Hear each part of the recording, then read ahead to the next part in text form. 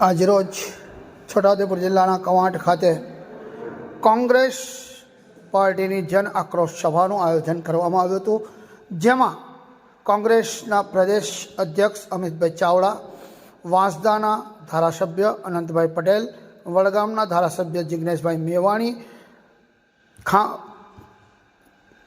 દાંતાના ધારાસભ્ય કાંતિભાઈ અને વિવિધ કોંગ્રેસના હોદ્દેદારો ઉપસ્થિત રહ્યા હતા। આ કોંગ્રેસની જન આક્રોશ સભામાં અસંખ્ય લોકો ઉમટી પડ્યા હતા। જ્યાં જુઓ ત્યાં માનવ મહેરામણ ઉમટાયેલું હતું, જ્યારે વિવિધ ધારાસભ્યો અને હોદ્દેદારો દ્વારા આદિવાસી સમાજ ઉપર થઈ રહેલા અત્યાચારો, જેમાં હાલમાં કવાંટ તાલુકાના 28 ગામોની વિસ્થાપિતોની વાત હોય, કાં નસવાડી તાલુકાના હાઇડ્રો પાવર પ્રોજેક્ટના 18 ગામોને વિસ્થાપિતોની વાત હોય, ક્યાંક પાણીની તકલીફ હોય, ક્યાં શિક્ષણની તકલીફ હોય, આવી અનેક આદિવાસી સમાજમાં ઉણપોને લઈને કોંગ્રેસ પાર્ટીએ આજે આ જન આક્રોશ સભાનું આયોજન કર્યું હતું અને વિવિધ મુદ્દાઓને તેઓએ આવરી લઈ આવનારી તાલુકા પંચાયત અને જિલ્લા પંચાયતમાં પોતાનું શાસન આવે તે માટેના પ્રયાસો દરેક વ્યક્તિએ કરવા જોઈશે તેમ તેઓએ જણાવ્યું હતું। જ્યારે વિશેષમાં ગુજરાતમાં દારૂ અને વધુ પ્રમાણમાં આવતા ડ્રગ્સ બાબતે જિગ્નેશભાઈ મેવાણીએ ખુલ્લી ચેલેન્જ ગૃહમંત્રીને કરી હતી કે જો ગૃહમંત્રીમાં તાકાત હોય તો ખુલ્લા મેદાનમાં અથવા તો વિધાનસભાના ફ્લોર ઉપર આવી મારી સાથે ચર્ચા કરે। ગુજરાતનું યુવાધન દારૂના રવાડે, ડ્રગ્સના રવાડે ચડી આજે નાની વયે મહિલાઓ વિધવા બનવા પામી છે, આવી વાત તેઓએ કરી હતી। આમ તેઓને આપણે સાંભળીશું તેઓએ શું કહ્યું। સરકાર માટે લડવાની તૈયારી સાથે ખુલીને બહાર આવી રહી।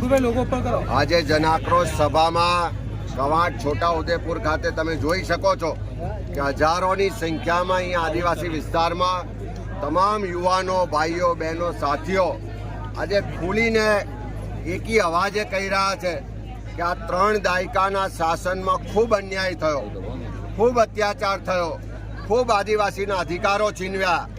અમને જળ જંગલ જમીનનો અધિકાર નથી મળતો, અમારા વિસ્તારમાં વિકાસના નામે જમીનો છીનવવામાં આવે છે, અમને બેઘર કરવામાં આવે છે, અમારા બાળકોના શિક્ષણની વ્યવસ્થા નથી, અહીંયા આરોગ્યની સેવાઓ નથી, અહીંયા રોજગારની વ્યવસ્થાઓ નથી। ચારે બાજુથી ભ્રષ્ટાચારની લૂંટ મચાવનારા ભાજપના મળતિયાઓ, ભાજપના નેતાઓ સામે લોકોનો ફટકાર, લોકોનો આક્રોશ આજે ફૂટી ફૂટીને બહાર આવી રહ્યો છે। ત્યારે જેમ જેમ જનાક્રોશ યાત્રા ગુજરાતમાં આગળ વધે છે, લોકો સંકલ્પ કરી રહ્યા છે કે ગુજરાતમાં દારૂ ને ડ્રગ્સની બદીનો સંપૂર્ણ સફાયો કરીશું, ગુજરાતના ખેડૂતોના સંપૂર્ણ દેવા માફ કરાવીશું, ગુજરાતમાં ફિક્સ પગાર કોન્ટ્રાક્ટના આઉટસોર્સિંગ પ્રથા બંધ કરાવીશું, ગુજરાતના જે ભાજપના ભ્રષ્ટાચારીઓ છે એ ભ્રષ્ટાચારીઓને ખુલ્લા કરી અને જેલના સળિયા પાછળ નખાવીશું। અને આ ગુજરાતના આદિવાસી સમાજ હોય, બક્ષીપંથ સમાજ હોય, સામાન્ય લોકો હોય, ખેડૂતો હોય, યુવાનો હોય, મહિલાઓ હોય, એને એનો હક અધિકાર અપાવીશું। એ સંકલ્પ આજે જિલ્લે જિલ્લે લોકો લઈ રહ્યા છે ને આજે છોટાઉદેપુર ખાતે હજારોની સંખ્યામાં લોકોએ આ સરકાર સામે બાયો પણ ચડાવી છે। આવનારા સમયમાં રસ્તા પર ઉતરી અને આ સરકારની શાન ઠેકાણે લાવવાનો સંકલ્પ આજે આદિવાસી વિસ્તારના સૌ લોકોએ સાથે મળીને સાહેબ તો બીજો એક પ્રશ્ન કર્યો લોકોને સંબોધ્યા તે વખતે કે પોલીસ કોન્સ્ટેબલે રજૂઆત કરીને પૈસા જાય છે, કેવી વાત છે? આજે સામાન્ય પોલીસ કોન્સ્ટેબલ હોય, નાના અધિકારીઓ હોય, એમની જે પીડા વ્યક્ત કરે છે કે સાહેબ તમને ખ્યાલ નહીં હોય, ગુજરાતમાં પોલીસ સ્ટેશનોના ભાવ બોલાય છે।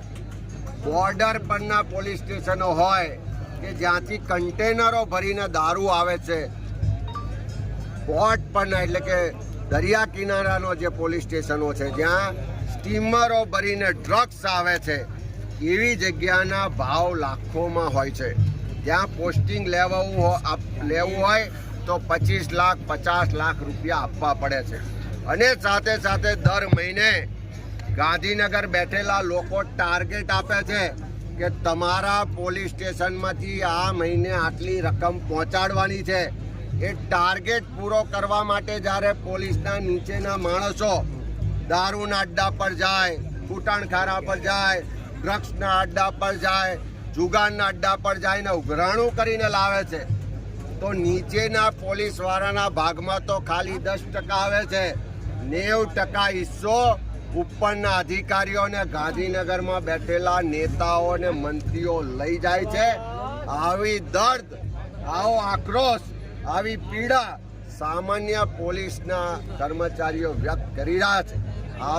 છોટાઉદેપુર વિસ્તારમાં અને નસવાડીમાં જીએમડીસી અને હાઇડ્રો પાવરના પ્રોજેક્ટના નામે 45 થી 50 ગામના આદિવાસી સમાજના ભાઈ બહેનોને એમના મૂળમાંથી ઉખાડી ફેંકી પૂંજીપતિ ઉદ્યોગપતિઓની વાહવાઈ ઉઘરાવવાનું ભારતીય જનતા પાર્ટીનું જે આદિવાસી વિરોધી ષડયંત્ર છે, એ ષડયંત્રની વિરુદ્ધમાં આ જન આક્રોશ રેલી યોજી છે.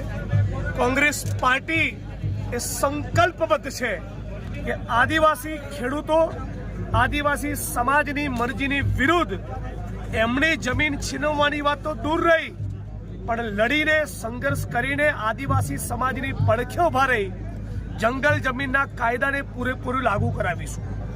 બીજી વાત, અહીંયા અમારા કાર્યક્રમની પૂર્વે સૂત્રો પાસેથી મળેલી માહિતી પ્રમાણે સ્થાનિક પોલીસ દ્વારા એવી સૂચના બુટલેગરોને આપવામાં આવી છે કે ફક્ત 3 દિવસ પૂરતો દારૂ બંધ રાખો અને પછી તમે તારા દારૂ ધમધોકાણ ચાલુ કરજો.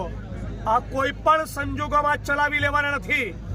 અહીંના જિલ્લા પોલીસ વડા અને સંબંધિત એસપીને કહીએ છીએ, 1 અઠવાડિયાની અંદર બધું જડબે સલાક બંધ કરાવી દેજો. રેડ પાડીશું અને તમારા સ્ટાફમાંથી કોઈકના પટ્ટા ઉતરી જાય લાંચિયા અધિકારીઓના, પછી અમને કહેવા નહીં આવતા, પછી તમને બહુ ચચરશે.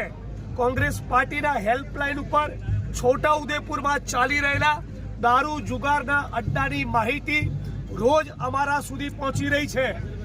બાઇક અને કાઇનેટિક એક્ટિવા ઉપર મધ્યપ્રદેશથી યુવાનો દારૂની હેરફેર કરવા માટે મજબૂર બન્યા છે. આ બધાથી અમે અવગત છીએ. મહેરબાની કરીને અઠવાડિયા 10 દિવસમાં બધું જડબે સલાક કાયમ માટે બંધ કરી દો. છોટાઉદેપુર ક્વાંટ વિસ્તારની બેન દીકરીઓ, માતાઓને વિધવા બને નહીં એ સુનિશ્ચિત કરો. અને ભૂલથી પણ કોઈ પણ સંજોગોમાં ડ્રગ્સનો કારોબાર કરતું અહીંયા કોઈ જોવા મળ્યું તો કોંગ્રેસ પાર્ટી વતી કહું છું કે તમારી ખેર નથી. બહુ ગુજરાતને બરબાદ કર્યું તમારી ભ્રષ્ટાચારની વૃત્તિના કારણે. બહુ બુટલેગરોએ તાગડધીન્ના કર્યા. કોંગ્રેસ પાર્ટી હવે ચલાવી લેવાની નથી. એ છોટાઉદેપુરની ધરતી પરથી ડંકાની ચોટ ઉપર કહેવા માંગુ છું. આપણે જાણીએ છીએ કે ગુજરાતમાં આદિવાસીઓના પ્રાણ પ્રશ્નોને કોંગ્રેસ અને આમ આદમી બંને લડી રહી છે. બંનેને એક સરખું સમર્થન પણ મળી રહ્યું છે. હું બીજી કોઈ પાર્ટી ઉપર કોમેન્ટ કરવા માંગતો નથી. નસવાડીનો પ્રશ્ન હોય કે ક્વાંટનો પ્રશ્ન હોય, પાર તાપી રિવર લિંકનો પ્રશ્ન હોય, કોંગ્રેસ પાર્ટી જેણે આદિવાસી સમાજ માટે જંગલ જમીનનો કાયદો બનાવ્યો એ આદિવાસીની જમીન જૂટવા નહીં દે. એ વાત ડંકાની ચોટ ઉપર કહું. બિલકુલ હપ્તાબાજી વગર આટલો દારૂ મધ્યપ્રદેશમાંથી કઈ રીતે આવે છે? અહીંના જિલ્લા પોલીસ વડાની પણ જવાબદારી બને છે અને આઈજીની પણ જવાબદારી પડે છે. પણ સ્ટેટ મોનિટરિંગ સેલની રેડ પડે એટલે ધરપકડ કરવાની, સસ્પેન્ડ કરવાના, વિકેટ પાડવાની ખાલી કોન્સ્ટેબલ, પીએસઆઈ ને પીઆઈ નહીં, એસપી અને આઈજીની પૂછપરછ થવી જોઈએ. તો ખબર પડે મધ્યપ્રદેશમાંથી દારૂ કોણ લાવે છે, કેટલો હપ્તો છે. આ તમારી પોલીસ અધિકારીઓની, ઉચ્ચ પોલીસ અધિકારીઓની ભ્રષ્ટાચારની વૃત્તિના કારણે આદિવાસી સમાજની બેન દીકરીઓ, માતાઓ વિધવા બની રહી છે. હવે તો જરા સુધરો. જરૂર પડશે તો જનતા રેડ માટે પણ આવીશ. પણ અત્યારે જે લિસ્ટ અમારી સુધી પહોંચી રહ્યું છે એ લિસ્ટ આવતા એકાદ અઠવાડિયામાં અમે જાહેર કરવાના છે. ગુજરાતમાં અલગ અલગ વિસ્તારમાં ચાલતા બુટલેગરોના કારસ્થાન અમારા સુધી પહોંચ્યા છે.